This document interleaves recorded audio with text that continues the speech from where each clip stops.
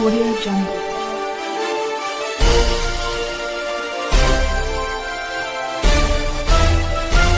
Audio Jungle.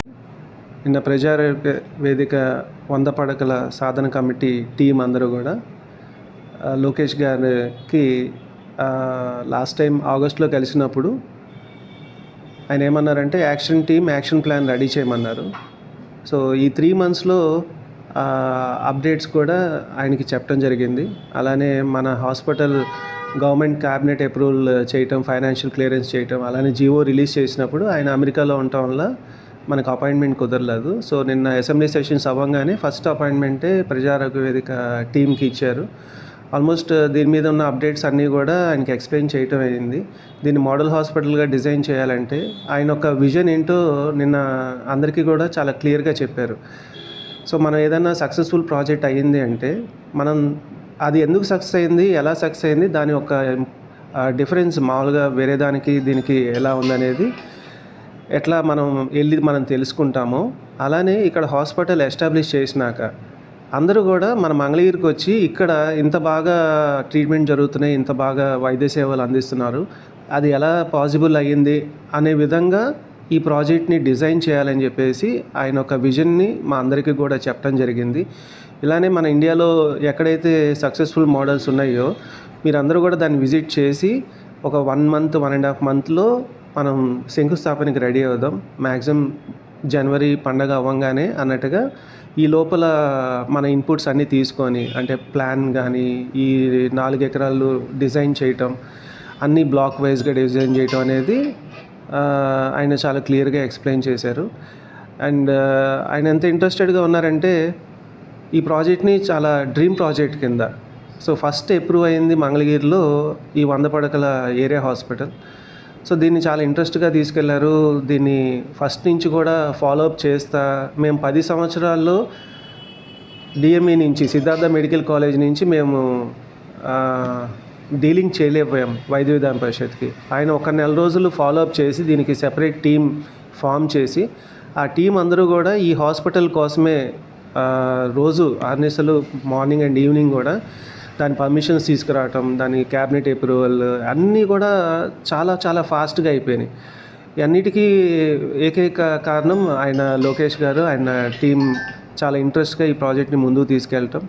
So మా team నిన్న అందరూ కూడా ఎప్పుడైతే అప్డేట్ ఇచ్చామో ఆ రిపోర్ట్స్ అన్నీ కూడా చాలా దాదాపు 15-20 minutes చాలా ఇంట్రెస్ట్గా చేసుకున్నారు. ఆయన కొన్ని సజెషన్స్ అండ్ ఇన్పుట్స్ ఇచ్చారు, ఇంకా బాగుంటే బెటర్గా ఉంటుందని. అలానే మేము ఆయన్ని ఫెలిసిటేట్ చేయడానికి కూడా రిక్వెస్ట్ చేస్తే దానికి కూడా ఓకే చెప్పారు. ఫస్ట్ కాదు కూడదన్నా కానీ ఈ హాస్పిటల్ యొక్క ఇంపార్టెన్స్ తెలియాలి అంటే మీరు ఈ ఫెలిసిటేషన్ ప్రోగ్రామ్కి వస్తేనే జనాలకి ఎన్ని డిపార్ట్మెంట్స్ వస్తున్నాయి, ఈ హాస్పిటల్ వల్ల ఎంతమందికి ఫైనాన్షియల్గా కానీ హెల్త్ పరంగా కానీ అన్నీ ఇక్కడ కంఫర్ట్ జోన్ తెలియాలి అంటే డెఫినెట్గా మీరు రావాలని చెప్పి రిక్వెస్ట్ చేయడం జరిగింది. అలానే ఆయన యాక్సెప్ట్ చేశారు. సో ఫస్ట్ వీక్లో there will be felicitation program మా ప్రజారోగ్య వేదిక కమిటీ నుంచి. సో మేము కూడా ఆ ఆపర్చునిటీని బాగా యూటిలైజ్ చేసుకొని అందరికీ ఈ యొక్క హాస్పిటల్ యొక్క ఇంపార్టెన్స్ తెలియాలని చెప్పి దీన్ని అన్ని మన సరౌండింగ్ 20-30 kilometers రేడియస్ వరకు బయటకు వెళ్ళి తెనాలి, గుంటూరు, విజయవాడ ఇటు ఎక్కడ హాస్పిటల్ ట్రీట్మెంట్ ఉన్నాయో అక్కడికి వెళ్తున్నారు. పూర్ పీపుల్ సఫర్ అవుతున్నారు కాబట్టి ఇక్కడ ఒక హాస్పిటల్ ఎస్టాబ్లిష్ అవుతుంది అని తెలియాలన్న మా ఉద్దేశం. అలానే నిన్న మధ్యాహ్నం కూడా ఏపీఎంఎస్ఐడిసి చైర్మన్ మన చిలపల్లి శ్రీనివాస్ గారు కూడా ఒక ఆర్కిటెక్ట్ని తీసుకొచ్చారు. నిన్న హాస్పిటల్ విజిట్ చేయడం జరిగింది. ఆయన కూడా చాలా మంచి ఆర్కిటెక్ట్. నారవారిపల్లిలో హాస్పిటల్ కట్టింది కూడా సీఎం గారి ఇంటి ఆపోజిట్లో ఆయనే అని చెప్పుకొచ్చారు. సో లోకేష్ గారు కూడా దీన్ని ఇన్నోవేటివ్గా NIBH అప్రూవల్తో అన్ని ఇంటర్నేషనల్ స్టాండర్డ్స్తో కట్టాలని ఆయనకి సజెషన్స్ ఇవ్వటం జరిగింది. ఆయన ఒక 1 week 10 daysలో ప్లాన్ తీసుకొచ్చి లోకేష్ గారికి సబ్మిట్ చేస్తా అన్నారు. ఎనీ చేంజెస్ ఈ 10-15 daysలో ఇంకొక మైల్ రాయి మనం క్రాస్ అవుతాం. సో మనం జనవరి, ఫిబ్రవరి కల్లా శంకుస్థాపనకి ప్రిపేర్ అవ్వండి అన్నట్టుగా మాకు చెప్పారు. సో దానికి తగ్గట్టుగా ఈ ప్రాజెక్ట్ని ముందుకు తీసుకెళ్దామని మేము అందరం కూడా ట్రై చేస్తాం. Thank you very much. Mangalagiri నగర ప్రజలకి, అలాగే తాడేపల్లి మంగళగిరి నగరాభిస్థానంలో ఉన్న ప్రజలకి, మంగళగిరి రీజన్ ప్రజలకి మన ప్రజారోగ్య వేదిక 100 పడకల సమగ్ర ప్రభుత్వ ఆసుపత్రి సాధన కమిటీ తరఫున మన గౌరవనీయులు మన ఐటీ శాఖ మంత్రి మన లోకల్ ఎమ్మెల్యే అయిన నారా లోకేష్ గారికి మనందరం కృతజ్ఞంగా ఉండాలి.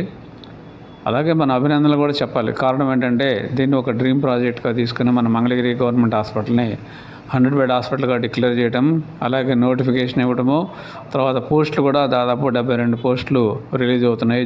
దీంట్లో మనకు అన్ని రకాల సౌకర్యాలు వస్తాయి. అంటే స్త్రీ వైద్య నిపుణులు, జనరల్ సర్జరీ, తర్వాత పీడియాట్రిక్స్, ఆర్థోపెడిక్స్, డెంటలు, అనస్థీషియా, అన్ని రకాల సేవలు మనకు అందుబాటులోకి వస్తాయన్నమాట త్వరలో. ఇప్పుడు నిన్న మన ప్రజారోగ్య వేదిక అలాగే 100 పడకల సమగ్ర ప్రభుత్వ ఆసుపత్రి సాధన కమిటీ కోర్ కమిటీ సభ్యులు కలిసినప్పుడు దానికి యాక్షన్ ప్లాన్ అంతా సబ్మిట్ చేయడం జరిగింది. దానికి ఇలా చేస్తున్నామని చెప్పడం జరిగింది. ఆయన కూడా మన గౌరవనీయ లోకేష్ గారు కూడా కొన్ని సూచనలు మన టీం సభ్యులకి ఇవ్వడం జరిగింది.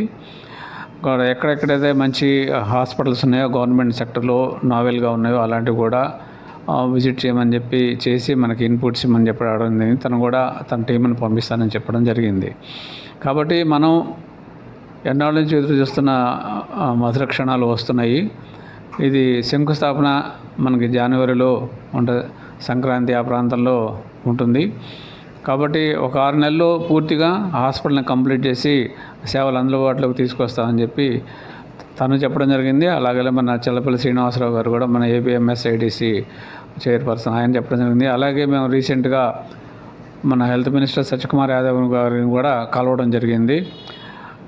ఆయన కూడా నిజంగా చాలా చక్కగా మాట్లాడారు. ఆయన కూడా చెప్పారన్నమాట. ఇటువంటి మామూలుగా అయితే మనకి ఇప్పుడు చాలా చోట్ల మనకి ప్రభుత్వ హాస్పిటల్స్లో సౌకర్యాలు బాగా మెరుగవుతున్నాయి.